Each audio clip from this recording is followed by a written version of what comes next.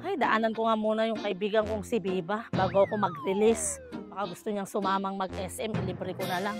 Para hindi naman na-impyerna yung buhay niya dito sa bahay ng asawa niya. Ay, hindi na pala niya asawa. Biba! Hoy! Basta-basta ka na lang pumapasok dito sa bahay namin, ha? Bahay mo to? Natural! Ako ang asawa. At ako ang pinanindigan. Asawa daw! Hoy, tigil-tigilan mo ko, ha? Ma-stress pa ako sa'yo. Andito ka sa puder ko. Aka-stress agad? Bakit? Aka-stress ba yung mukha ko?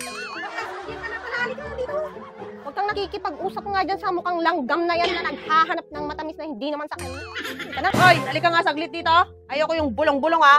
Tsaka para sabihin ko sa'yo, ayoko yung bibisi-bisita ka dito, ha, ng kaibigan mo. Kung makikikapi lang, baka makikikapi lang yan. Doon sa kape mo, doon mo pakapihin. Sorry si Mang, may sarili akong kape, 3-in-1, hindi yung nakagarapon lang. Alam mo naman sa best friend ko, Mga buwisit kayo, mga anay. Ayoko nang maingay, ha? Magpapahinga ako.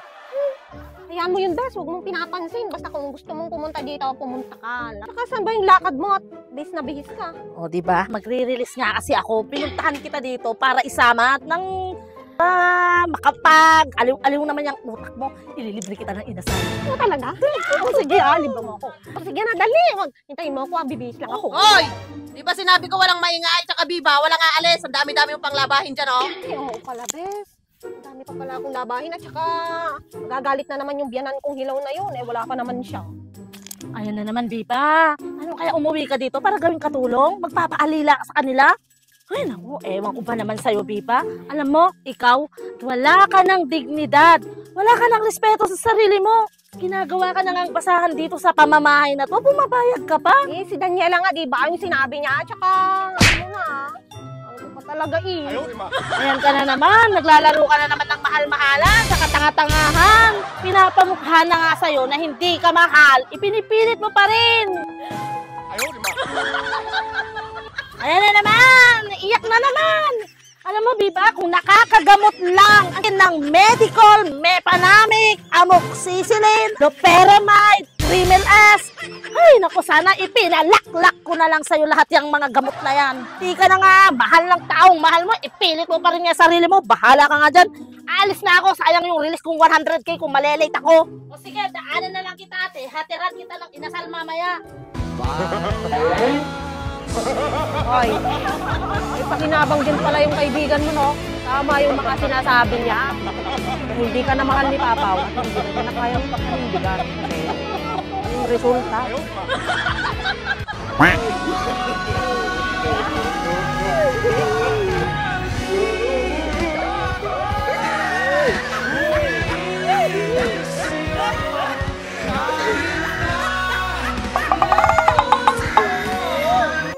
Makapaglaban na nga. Ano ba yan? Ang dami naman pala nitong labahin ko. Ang lakas naman nilang magpalit ng damit, oh. Nasadya talaga nila eh, para pahirapan ako. Kala siguro nila, pag nahirapan ako, lalayas na ako. Hindi nila alam, kahit anong hirap, kakayanin ko, basta makasama ko lang si Papa.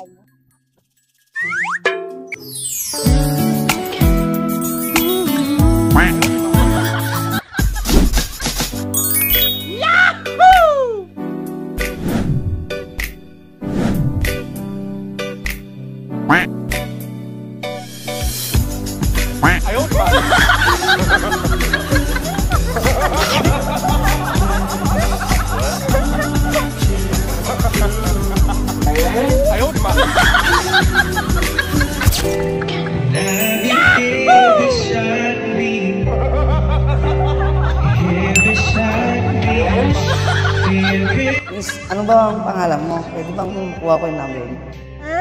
Pwede naman. Di ba Max pala? Ah, ganda naman pala ng pangalan mo. Napabagay sa katawan mo, pang Biba Max. Ako nga pala si Papa Uli Bagay.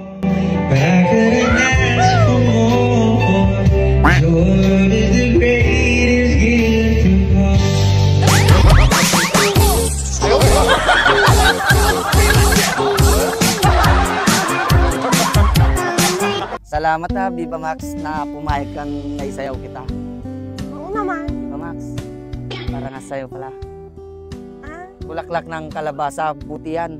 papakinabangan mo, pwede mong iabraw.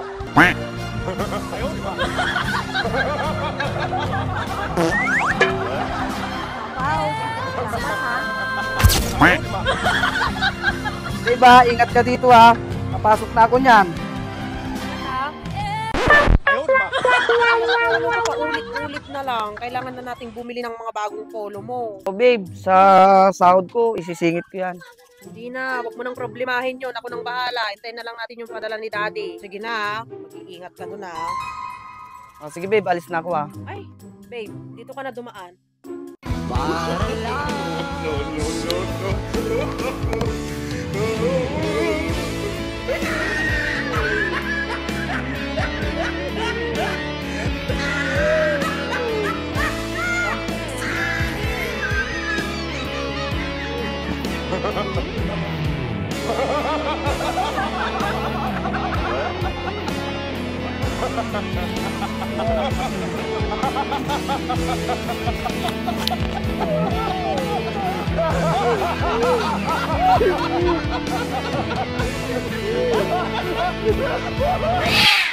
Nakalit sa malaking lali, launaw.